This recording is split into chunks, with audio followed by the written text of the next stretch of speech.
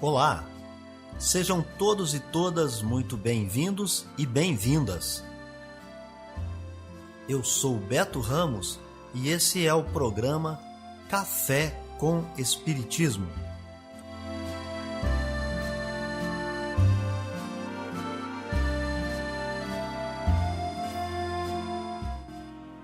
Um programa diário que aborda temas da filosofia, de conhecimentos gerais e de espiritismo. A verdade é o conhecimento que liberta.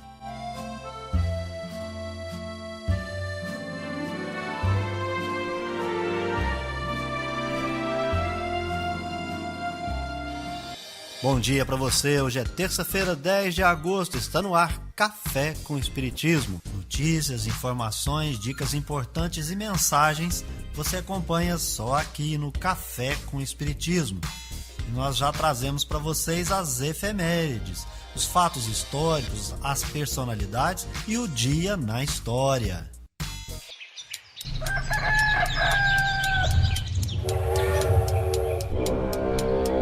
Dia na história. No dia 10 de agosto nasce o saxofonista, flautista, compositor e arranjador e também produtor musical fluminense Léo Gandelman. No dia 10 de agosto nasce o escritor, crítico e tradutor paraense radicado em Portugal, Carlos de Oliveira. É nesta data que nasce o ator paulista Fábio Assunção. O dia 10 de agosto é a data de criação da paróquia de Nossa Senhora da Assunção de São Paulo, precursora da Catedral da Sé. Viver bem. Dicas de como conviver harmoniosamente em todas as fases da vida. Para você que busca sua melhora individual, temos dicas de esportes, alimentação saudável, leitura edificante, hábitos espíritas e profissões. Viva bem e favoreça sua saúde física, mental e espiritual. Confira agora dicas de uma alimentação adequada e saudável. Utilize óleos, gorduras, sal e açúcar em pequenas quantidades. Utilizados com moderação ao temperar e cozinhar alimentos in natura ou minimamente processados, esses ingredientes contribuem para tornar a alimentação mais saborosa, sem torná-la nutricionalmente desbalanceada. Limite também o consumo de processados. Ingredientes e métodos usados na fabricação de alimentos, como conserva de legumes, compota de frutas, pães e queijos, altera de modo desfavorável a composição nutricional dos alimentos dos quais derivam. Podem ser consumidos, em pequenas quantidades, como ingredientes de preparações culinárias ou parte de refeições baseadas em alimentos in natura ou minimamente processados.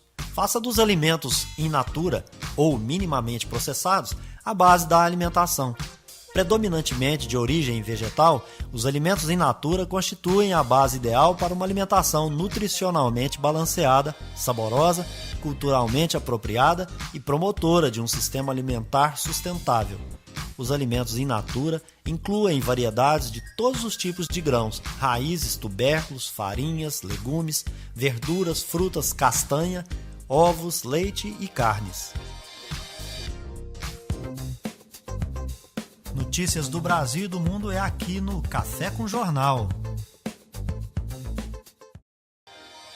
Com a piora nas taxas de transmissão do coronavírus no Rio de Janeiro, o governo do estado determinou por uma semana a suspensão de aulas presenciais de escolas estaduais em 36 municípios, incluindo a capital. A Covid-19 avançou principalmente nessas localidades. A determinação vale a partir desta segunda-feira e vai até sexta-feira. As unidades vão funcionar apenas para atividades administrativas, como a retirada de material pedagógico e do kit alimentação, além de entrega de documentos e matrícula de alunos. A última edição do Mapa de Risco risco da Covid-19, divulgada pela Secretaria de Estado de Saúde, mostrou piora no risco de transmissão do coronavírus para as regiões Metropolitana 1, que inclui a capital e a Baixada Fluminense, e a Noroeste. As duas passaram da bandeira laranja, de risco moderado, para a vermelha, que indica risco alto para o contágio da doença. Nos demais 56 municípios foi autorizado o esquema de ensino híbrido, com aulas presenciais e remotas. Ainda assim, a Secretaria ressalta que cabe aos pais, responsáveis ou alunos maiores de idade desses municípios a opção pelo retorno presencial ou a permanência somente no ensino remoto. Na capital, a Secretaria Municipal de Educação informou que vai manter as aulas presenciais na rede pública do município. Em nota, a Secretaria afirma que a Rede Municipal de Educação do Rio possui um rigoroso protocolo sanitário validado pelo Comitê de Enfrentamento à Covid-19. Entre junho e julho, os casos de Covid-19 causados pela variante indiana Delta do coronavírus no estado representavam mais de 26% do total. Na capital, o número chegava a 45% das amostras analisadas. Da Rádio Nacional no Rio de Janeiro, Fabiana Sampaio. 12º lugar no quadro geral de medalhas, recorde de medalhas conquistadas, maior número de ouros em uma edição, pódio em 13 modalidades. Esse foi o saldo positivo da melhor participação em Jogos Olímpicos do time Brasil e do Comitê Olímpico do Brasil. Um dos trunfos desta campanha foi o desempenho feminino. Pela primeira vez, as brasileiras conquistaram 3 ouros em uma edição e totalizaram 9 pódios, com 4 pratas e 2 bronzes. Com o término dos Jogos Olímpicos, o COB anunciou que, a partir de agora, direcionará suas atenções para Paris 2024. Informou também que já foram realizadas 2 viagens à capital francesa e que uma terceira está prevista para outubro deste ano e que a sede principal, antes dos Jogos, será em Portugal. Logo depois de conquistar medalha de bronze em Tóquio, a brasileira Luísa Stefani conquistou em San José, nos Estados Unidos, o vice-campeonato de duplas da WTA neste domingo. Stefani atuou ao lado da canadense Gabriela Dabrowski. Flamengo no masculino e Pinheiros no feminino são os campeões do Troféu Brasil 2021 de polo aquático, organizado pela Liga Polo Aquático Brasil. A competição aconteceu no Parque Aquático Maria Lenk, no Rio de Janeiro. O Comitê Paralímpico Brasileiro informou, através de nota oficial, que 2 membros da delegação brasileira testaram positivo para o novo coronavírus em exames realizados no Japão. Nenhum dos casos envolve atletas e ambos estão assintomáticos e isolados. Faltam 15 dias para o início dos Jogos Paralímpicos de Tóquio. Da Rádio Nacional do Rio de Janeiro, Astrid Nick. O Brasil bateu no mês de julho 10 recordes de produção de energia de fontes renováveis na região Nordeste. Os dados são do ONS, Operador Nacional do Sistema Elétrico. Foram 4 recordes de geração eólica média e 4 de geração instantânea, e 2 recordes de produção de energia solar. O Ministério de Minas e Energia destacou o índice registrado em 22 de julho, quando pela primeira vez a força dos ventos gerou energia capaz de abastecer 102% da região Nordeste durante 24 horas. Só naquele dia foram produzidos mais de 11 mil megawatts médios de energia eólica. O diretor do Departamento de Informações e Estudos Energéticos do Ministério, André Osório, afirmou que essas 2 maneiras de gerar energia fazem parte da matriz energética renovável do país. De acordo com ele, essas formas de produzir sem esgotar a fonte de energia é predominante e deve continuar assim. A participação das renováveis na matriz elétrica deve continuar acima de 80% até 2030, chegando a cerca de 85% em 2050. Tais resultados serão alcançados em boa medida devido ao aproveitamento pelo país de seus potenciais eólico, solar e de biomassa. Esse período, que vai até novembro, é conhecido como Safra dos Ventos. De acordo com o ONS, a energia eólica hoje representa 10,9% da matriz elétrica brasileira e a expectativa é que chegue a 13,6% ao fim de 2025. Já a energia solar representa 2% da matriz, com a expectativa de atingir 2,9% até o fim deste ano. No dia 30 de julho, foi registrado o novo recorde de geração solar média, com um acúmulo de 682 megawatts médios em apenas 24 horas. Essa quantidade corresponde a 5,8% da demanda da região Nordeste. O diretor do Ministério de Minas e Energia, André Osório, afirmou que o Ministério planeja investir 2 trilhões e 700 bilhões de reais para garantir a expansão da produção de energia renovável pelos próximos 10 anos. Com produção de Lucinéia Marques, da Rádio Nacional em Brasília, Vitor Ribeiro. Amor à sabedoria. Está no ar o Filosofando. No Evangelho segundo o Espiritismo, para todo aquele que estuda, você encontra resumo da doutrina espírita de Sócrates e Platão. Nesta semana, nós estamos trazendo o resumo para você. A alma impura, neste estado, se encontra pesada e é novamente arrastada para o mundo visível, pelo horror do que é invisível e imaterial. Ela erra, então, segundo se diz, ao redor dos monumentos e dos túmulos, juntos dos quais foram vistos, às vezes fantasmas tenebrosos, como devem ser as imagens da alma que deixaram o corpo sem estar inteiramente puras e que conservam alguma coisa da forma material, o que permite aos nossos olhos percebê-las. Essas não são as almas dos bons, mas as dos maus, que são forçados a errar nesses lugares onde carregam as penas de sua vida passada e onde continuam a errar até que os apetites inerentes à sua forma material as devolvam a um corpo. Então, elas retomam, sem dúvida, os mesmos costumes que durante a vida anterior eram de sua predileção. Não somente o princípio da reencarnação está aqui claramente expresso, mas também o estado das almas que ainda estão sob o domínio da matéria é descrito tal como o Espiritismo demonstra nas evocações. E há mais, pois afirma-se que a reencarnação é uma consequência da impureza da alma, enquanto as almas purificadas estão livres dela.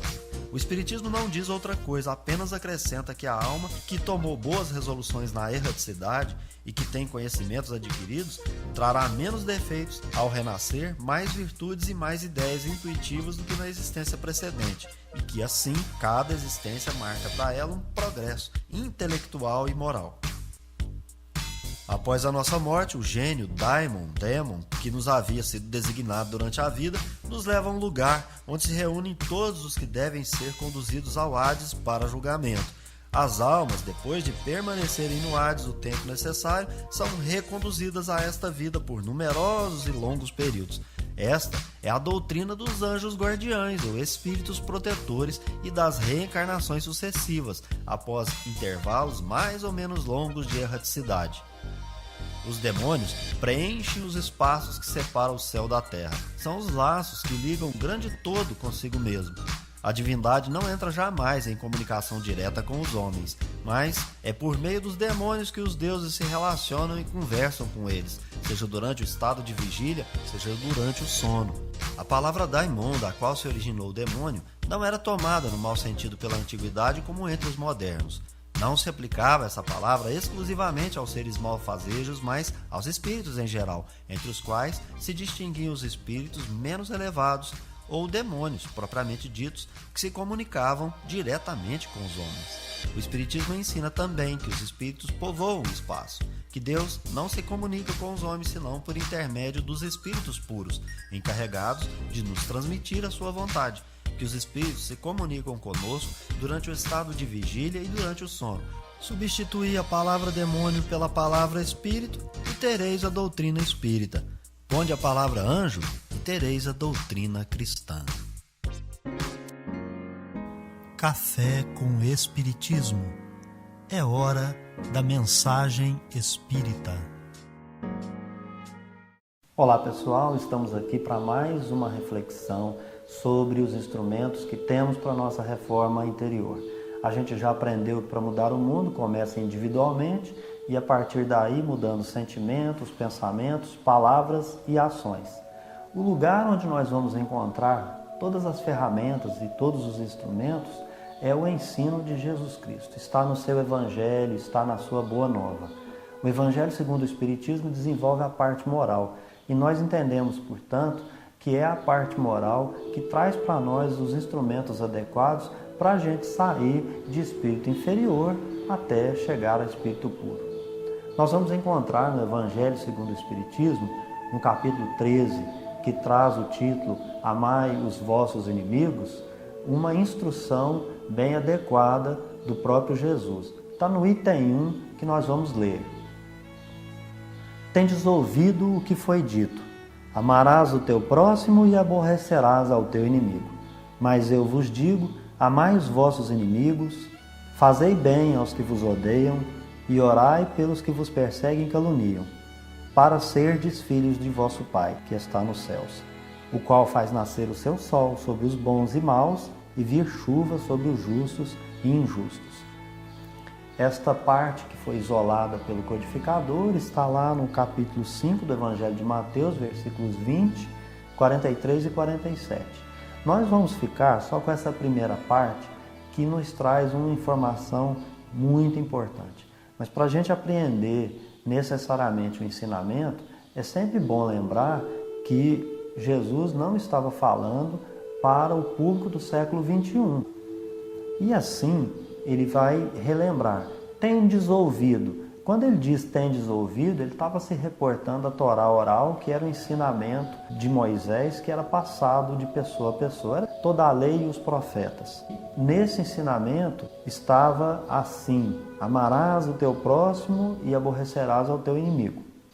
Mas ele mudou essa lógica e diz o seguinte, amai os vossos inimigos e fazei o bem aos que vos odeiam. Kardec chamou esse item de pagar o mal com o bem. Por quê? O fato de você pagar o mal com o bem, o fato de você devolver para aquele que te odeia amor, devolver amor para quem te persegue, te faz ser filho do vosso Pai. E aí você poderia questionar, eu não sou filho de Deus? Porque quando, em algumas traduções, traz para ser filhos de vosso Pai, outras poderão trazer ser filho de Deus. Ser filho de Deus, naquela expressão idiomática, significava ser divino, a qualidade. Então, aquele que é filho da luz é um iluminado. Aquele que é filho de Deus, ele é divino. Portanto, para ser divino, você precisa praticar a lei do amor, indistintamente. Essa aqui é a ideia. O benfeitor Emmanuel, na obra Opinião Espírita, desenvolve esse tema e nos chama a atenção para a existência de tantas outras circunstâncias na Terra que não são somente aquelas que ele denomina de horas escuras, onde nós nos deparamos com o problema da existência, do abandono, da enfermidade, da privação material, enfim, tantos outros problemas. Ele vai nos chamar a atenção dizendo, o espírita sabe que existem outros problemas que são até piores. Problemas piores do que uma doença. E que esses problemas não ficam tão aparentes porque eles estão ocultados por dias que têm a cara de ser dia feliz, mas que na verdade não são. E esses sentimentos ali que estão encobertos, que estão anestesiados por ilusões, eles vão jogar aquelas pessoas, aqueles indivíduos nas sombras. Portanto, esses indivíduos que estão iludidos com essa aparência de felicidade material, onde o seu sentimento verdadeiro de moral, enfim, está anestesiado, ele vai dizer que essa pessoa vai escorregar. E ela precisa da nossa solidariedade.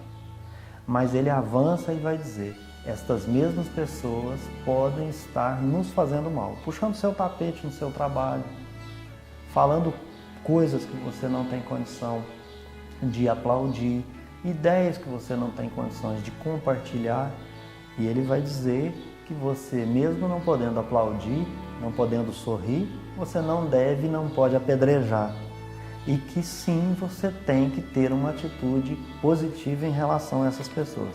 Ele vai esclarecer que Jesus não nos recomendou festejar os que nos apedrejam a consciência tranquila e nem nos ensinou a arrasá-los.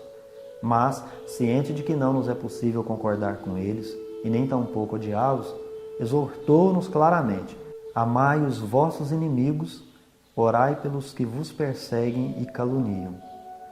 E é assim que Jesus nos ensinou que um movimento positivo de solidariedade para essas pessoas que por ora não estão enfermas, que por ora não estão privadas materialmente, que por ora não está aflita com a existência, que elas merecem a nossa oração. É possível sim amar o inimigo e ampará-lo por meio da oração, mas não só porque você vai auxiliá-lo positivamente com o sentimento que você está emanando para ele, mas é que você vai criar em torno de si mesmo uma psicosfera que vai ser como uma couraça, que vai te proteger até daqueles sentimentos negativos, daquele ódio, daquelas pedras, daqueles julgamentos desnecessários ou daqueles males que ele está praticando em relação a você ou alguém que você ama.